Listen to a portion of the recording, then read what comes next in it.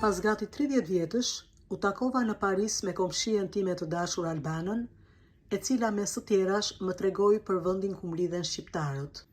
I hypa trenit pa humbur kohë dhe ja tek u gjenda në La Maison de l'Albanie, ku më priti patrioti Dibran Dardan Leka, i cili më tregoi për aktivitetin e kësaj qendre. Që prej mase 10 vite që prezanton artist dhe shkrimtar, poet nga gjithë bota shqiptare. Presidenti është Gjergj Themeli dhe drejtori artisti është Zavir Moti. Ka 200 evente që janë bërë këtu. Ja, ky është ka ardhur nga Italia. Keramika ka qenë viti 12 i viti Skënderbeu. Sa shpesh bëni aktivitete? 2-3 në muaj. Ja, kjo goca ka ardhur nga Amerika.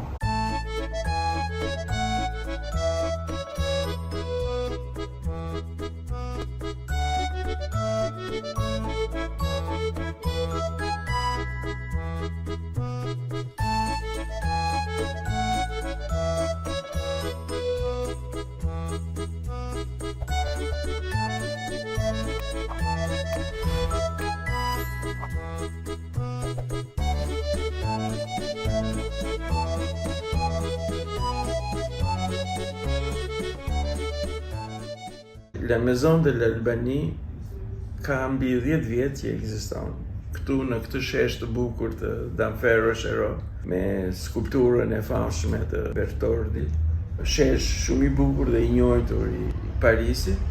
Tashti është bërë dhe një pikë ku takohen shqiptarët. Është La Maison de l'Albanie që më ndihmoi të realizoja ilustrimet e librit Benjecëvet, që së fundi u prezantuan edhe në Prishtinë, në Galerinë Qahili.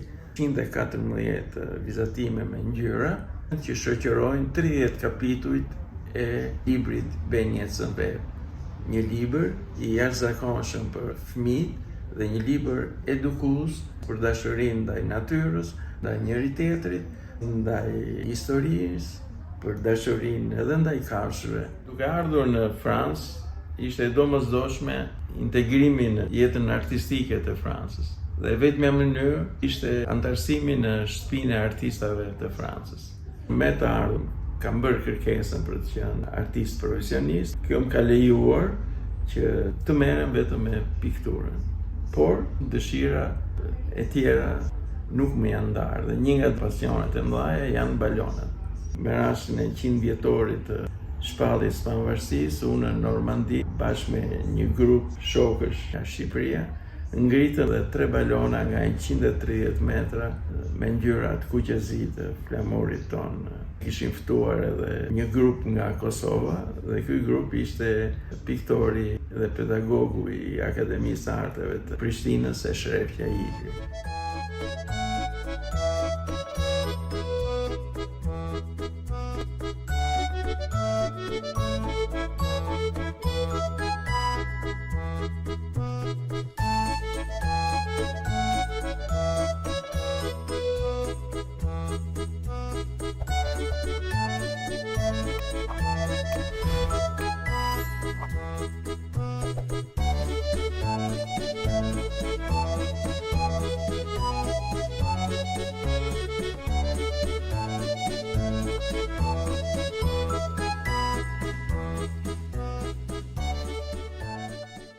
Bashkë me shokun tim, Gjergji Lekën, një nga studiusët e gjuhëve të lashta të Mesdheut, neve me familjet tona lundrojmë me vela jo vetëm në Oqeanin Atlantik, por edhe në Mesdhe, në ishujt e Jonit, ku historitë e lashta dhe fantazia na bashkohen me lundrimin. Ti lundron në të njëjtët kurse ku ka lundruar edhe Odiseja. Dhe kupton më mirë se sa afër kemi qenë me këta ishuj, me këtë tokë që sot ne e quajmë Greqi, por që kur lundron të duket sikur jemi aq pranë dhe jemi të njëjtët.